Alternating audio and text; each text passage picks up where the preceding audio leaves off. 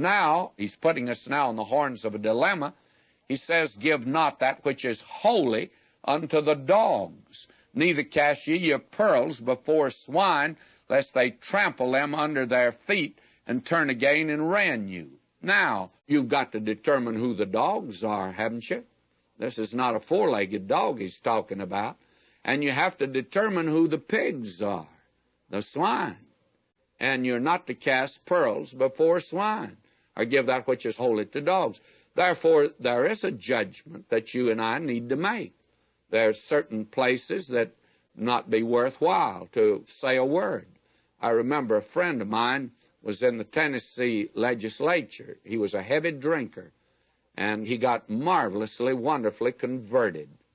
And when I go down to Florida, in fact, when I'm in Boca Raton, Florida, I see him down there. He's a really choice servant of God today, and how he's changed. He's a different man than he was when I knew him as a young fellow. And, of course, I was different then also, because he and I ran around together. Practically an alcoholic. His wife left him and home broken up, it looked like. And then he had this marvelous conversion. And he was in the legislature. And the fellows knew how he drank, and they heard he got religion, as they called it. When he came in, one day they all were looking him over. And finally one got up and addressed the chairman of the meeting and said, I make a motion that we hear a sermon from Deacon so-and-so. Everybody laughed. He got up. He was equal to the occasion.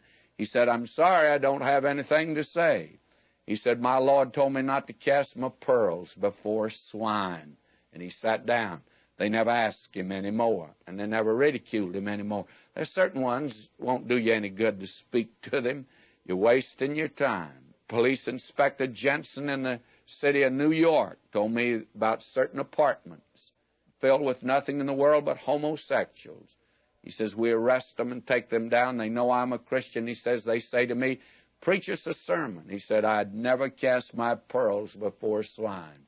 And he looked at me and he says, I guess you think I'm a little hard boiled.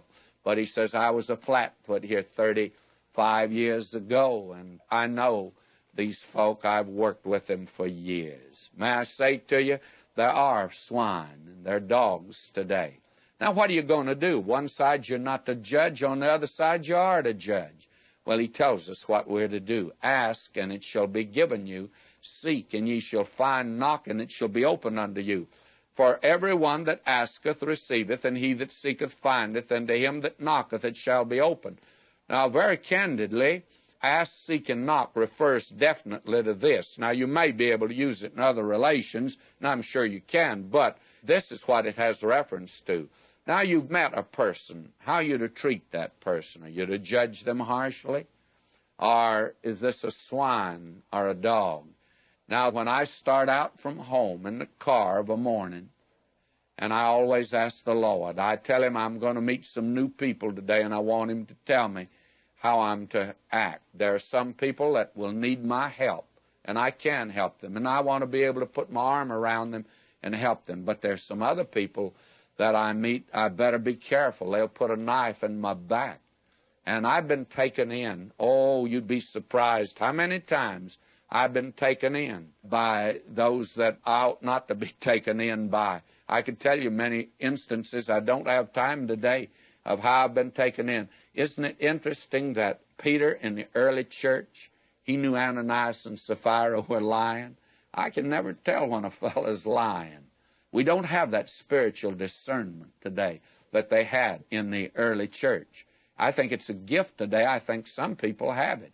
To tell the truth, I think my wife has it. I've found out that she's warned me about several individuals. She said, be careful there. And others, she said, I think you ought to help so-and-so. And I found out that her judgment's been good, lots better than mine is. Probably a woman has a little better spiritual discernment in these matters. May I say to you, this is important, you see. And we are to go and make it a matter of prayer. When you meet new friends, do you ever ask God to make it clear to you how you're to treat them?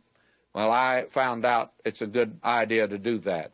And then he goes on to say that God wants to help you in these matters. What man is there of you whom if his son asks bread, will he give him a stone? Ask a fish, he give him a serpent? And he says, if you being evil know how to give good gifts unto your children, how much more shall your Father, which is in heaven, give good things to them that ask him?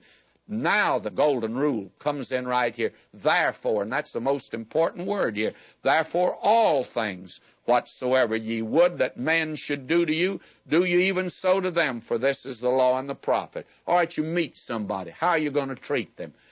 You don't know. You're not to judge. But the other time, if it's a dog or a swine, you sure better know, because I tell you, the swine will kill you. I've discovered that. You have to watch a lot of phonies today. Well, what do? Make it a matter of prayer. Therefore, all things whatsoever ye would that men should do to you. This is the principle that you should operate on, therefore.